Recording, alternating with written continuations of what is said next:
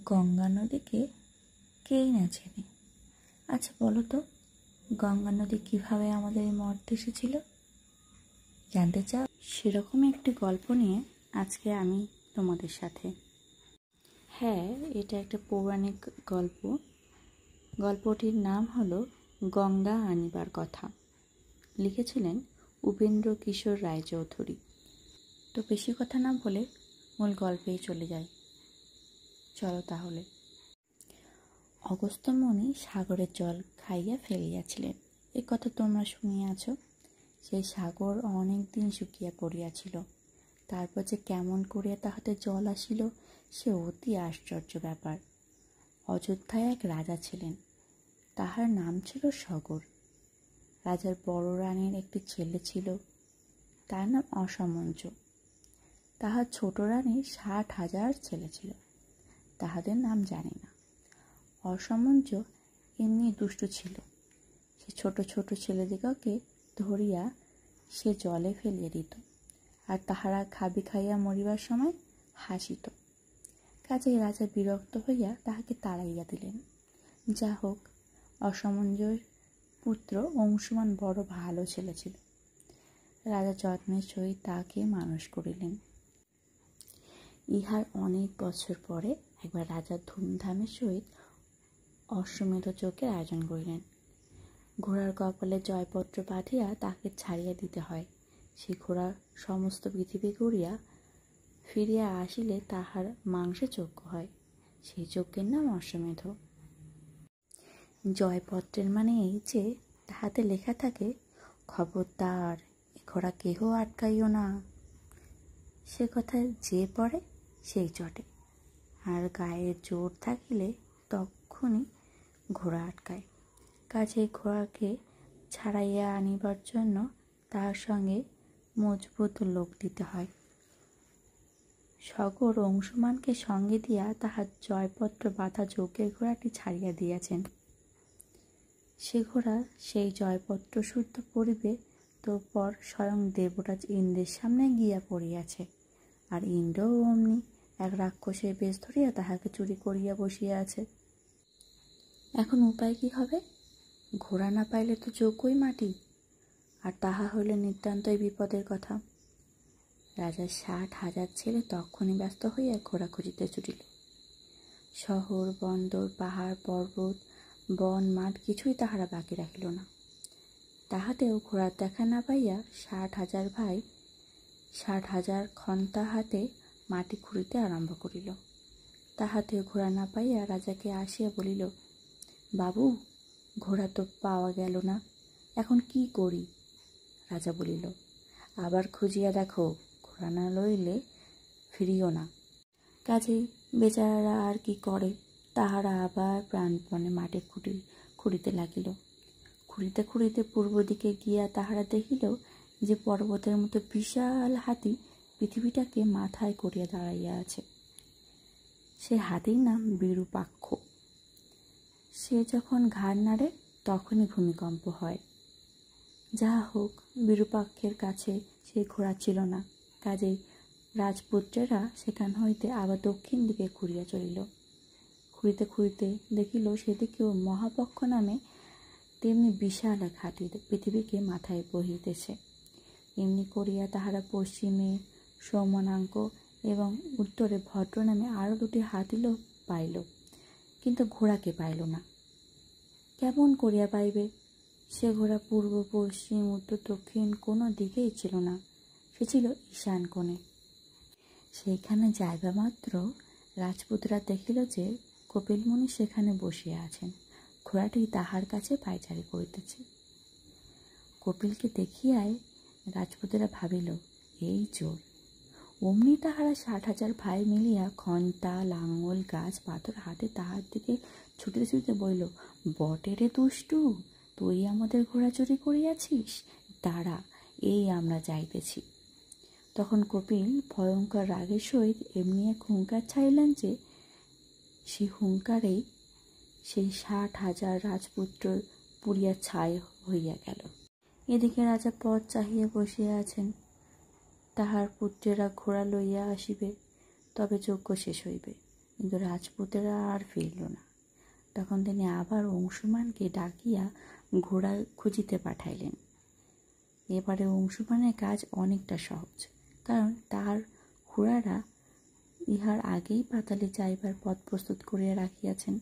সেই পথে চলিতে চলিতে কিছুদিন পরে সেই ভয়ঙ্কর হাতির সহিত তাহার দেখা হইল।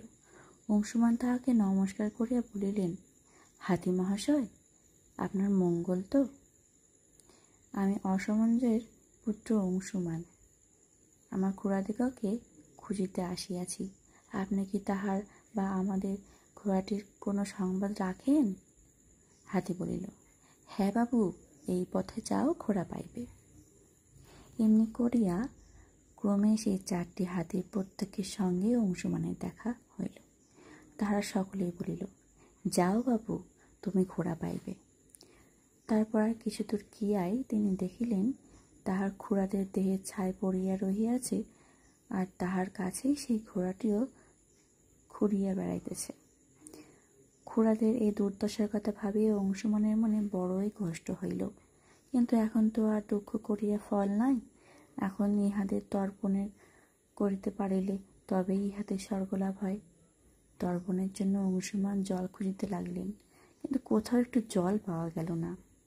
জল খুঁজিতে খুঁজিতে গরুর পক্ষীর সহিত অংশুমানের দেখা হইল। সেই পাখি ছিল অংশুমানের ঘোড়াদিগকের মামা। সে অংশুমানকে বলিল, ভাই, তোমার ঘোড়াদিগকে তর্পণের কাজ যে সে জলে হইবে না। কপিলের তেজে তাহারা ভস্ম হইয়াছে। গঙ্গার জল ছাড়া ইহাদের তর্পণ তো হইবার নয়। তুমি এখন ঘোড়াটি নিয়া দেশে যাও, তোমার পিতামহের যখন সমাপন হোক। সুতরাং অংশুমান অগত্যা ঘোড়া লইয়া দেশে ফিরিলেন। পুত্রগণের দুর্দশার সংবাদে নিতান্ত দুঃখিত হইয়া সগর যজ্ঞ শেষ করিলেন, কিন্তু গঙ্গার জল দিয়ে পুত্রগণের তর্পণের কোনো উপায় তিনি করতে পারিলেন না। গঙ্গা তো তখন পৃথিবীতে ছিলেন না, তিনি থাকিতেন স্বর্গে। সগর আরও 30,000 বৎসর রাজত্ব করিয়াছিলেন। এই 30,000 বছরের মধ্যে তিনি গঙ্গাকে আনিতেও পারেন নাই, তাহার পুত্রগণের উদ্ধারও হয় নাই। সগর গঙ্গা আনিতে পারেন নাই, অংশুমানও পারেন নাই। অংশুমানের পুত্র দিলীপ খুবই বড় রাজা ছিলেন, কিন্তু তিনিও গঙ্গা আনিতে পারেন নাই। দিলীপের পরে রাজা হইলেন তাহার পুত্র ভগীরথ। তিনি যেমন ধার্মিক ছিলেন, তপস্যাও করিয়াছিলেন তেমনি আশ্চর্য। চারিদিকে আগুন জ্বালিয়া তাহার মাঝখানে বসিয়া তিনি হাত তুলিয়া তপস্যা করিয়াছিলেন। 1000 বৎসরের মধ্যে আর সে হাত নামান নাই। এই সময়ের মধ্যে মাসে শুধু একটি বারের বেশিও খান নাই। 1000 বৎসর এমনিভাবে চলিয়া গেল। তাহার পরে ব্রহ্মা দেবতাগণকে সঙ্গে করিয়া আসিয়া বলিলেন, ভগীরথ, আমি তোমার তপস্যায় বড়ই তুষ্ট হইয়াছি, তুমি কি চাহ? ভগীরথ ভক্তি ভরে তাহাকে প্রণাম করিয়া জোর হাতে বলিলেন, প্রভু, যদি তুষ্ট হইয়া থাকেন তবে দয়া করিয়া আমাকে গঙ্গা আনিবার উপায় করিয়া দিন। ব্রহ্মা বলিলেন, আচ্ছা বাবু, আমি তাহাই করিয়া দিতেছি। এই যে আমাদের সঙ্গে এই দেবতাটি দেখিতেছ, ইনি গঙ্গা, হিমালয়ের জ্যেষ্ঠ কন্যা। ইনি তোমার কাজ করিতে পৃথিবীতে যাইবেন, কিন্তু এ কথা, ইনি যদি স্বর্গ হইতে পৃথিবীতে লাফিয়া পড়েন তবে পৃথিবী তো তাহার চোট সামলাইতে পারিবে না। সে ভয়ঙ্কর চোট খালি একজনই সইতে পারেন, তিনি হচ্ছেন শিব। সুতরাং তুমি আগে গিয়া শিবকে সেই কাজটি করিতে রাজি করাও, তবেই গঙ্গা পৃথিবীতে নামিয়া পড়বেন। তখন ভগীরথ কেবলমাত্র পায়ের বুড়ো আঙুলের উপর দাঁড়াইয়া 1 বৎসর ধরিয়া ক্রমাগত শিবের স্তব করিলেন।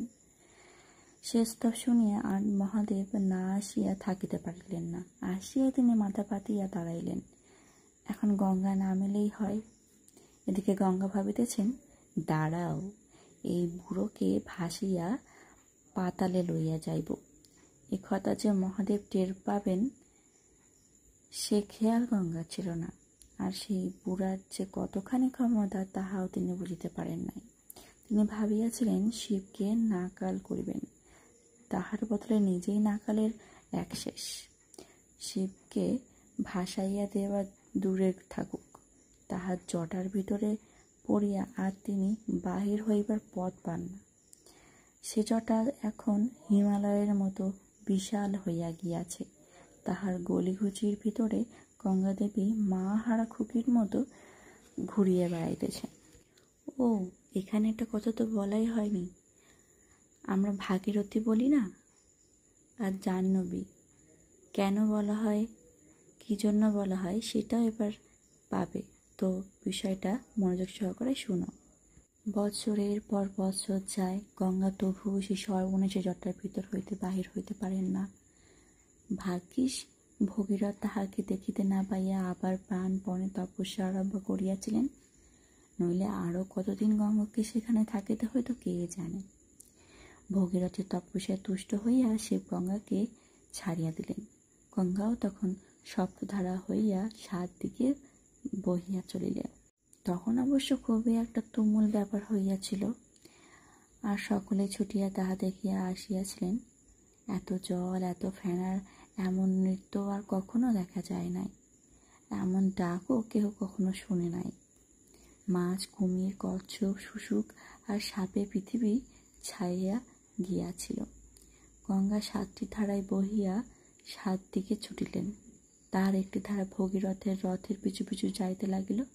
যত দেবতা, যত দানব, যত মুনি, ঋষি, যক্ষ, রাক্ষস, গান্ধর্ব, পিশাচ, কিন্নর সকলেই সেই রথের পিছু পিছু গঙ্গার সঙ্গে সঙ্গে ছুটিয়া চলিল।